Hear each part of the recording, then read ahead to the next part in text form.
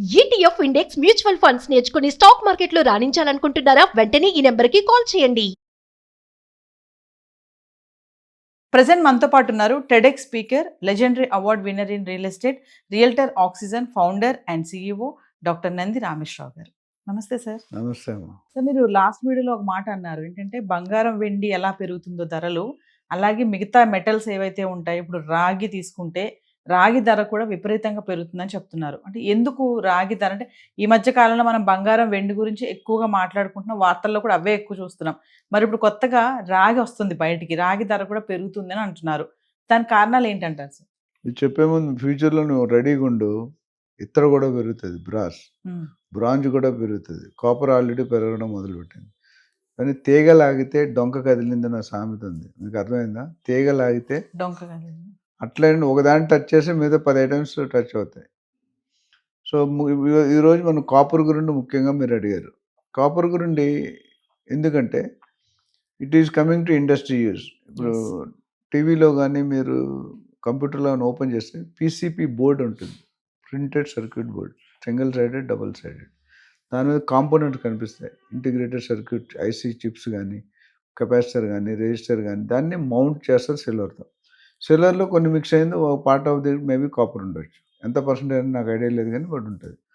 So ఎప్పుడైతే demand for silver పెరిగిందో, సిల్వర్లో ఒక పార్ట్కి ఇది వాడుతున్నారు, దీన్ని కూడా పెరుగుతుంది. ఎంప్లాయీస్ అండ్ ఎంప్లాయిడ్, దాంట్లో కొత్త జిమ్మిక్ లాజిక్ ఏమి లేదు. అయితే దీనికంటే ముఖ్య కారణం అంటే ఫారెన్లో సమ్మె జరుగుతుంది. ఎవరైతే కాపర్ మైనింగ్లో వర్క్ చేస్తారో, మౌంటో వర్డే సమ్మె, ఆ సమ్మె వల్ల ఏమవుతుంది, కార్మికులు పనిచేయరు, కార్మికులు కొరత, ఉన్నవాళ్ళు పనిచేయరు, జీతాలు కట్ చేస్తారు. మన ఎమగోల్లో ఉంది సమరానికి నేరే ప్రారంభం, నిన్న చూశాను అది మళ్ళీ చాలా రోజుల తర్వాత. సో ఎప్పుడైతే కార్మికులు బంద్ చేశారో ఏమవుతుంది, అవుట్పుట్ పడిపోతుంది కదా. సపోజ్ రోజు 100 టన్నులు తీసుకోవడం 10, 20, 30 అయితే అసలు రాదు.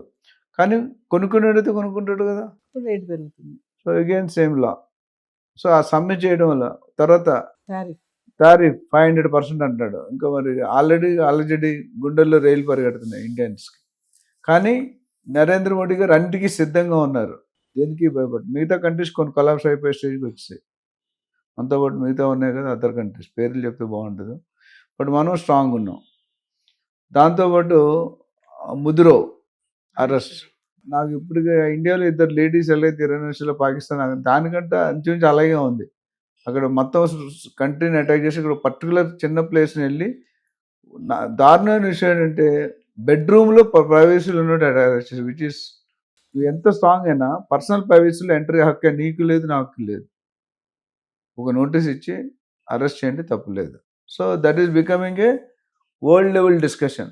మన శివాజీ గారు ఎలా అయితే అయిందో, so which is not correct. So రేపు పొద్దున ఫ్యూచర్లో ట్రంప్ గారు ఎటువంటి నిర్ణయాలు తీసుకుంటారు. అందుకే స్టార్టింగ్లో ఏం బ్రాంజ్ మీద పెరుగుతుంది, బ్రాస్ మీద పెరుగుతుంది, మిగతా మెటల్స్ కూడా, ఐరన్ మీద కూడా పెరగచ్చు. అంటే ఇలా రాగి పెరగడం వల్ల మరి పరిశ్రమలు కానీ, ఇండస్ట్రీస్లో కానీ, ఇంకా ఇన్వెస్టర్స్కి పైన ఎలాంటి ఇంపాక్ట్ చూపిస్తుంది అంటారు? ఇప్పుడు నేను 100 రూపాయలు ఖర్చు పెట్టానమ్మా, ఎంత లాభంగా అమ్ముతాను? 10%, 10%, 30%. సో 120 రూపాయలకి అమ్మాలి. ఇప్పుడు నా కాస్ట్ 200 అయింది అనుకోండి, 250 రూపాయలు అవుతుంది. సో ఇంపాక్ట్ అనేది డెఫినెట్గా సీరియస్ ఇంపాక్ట్ పడుతుంది.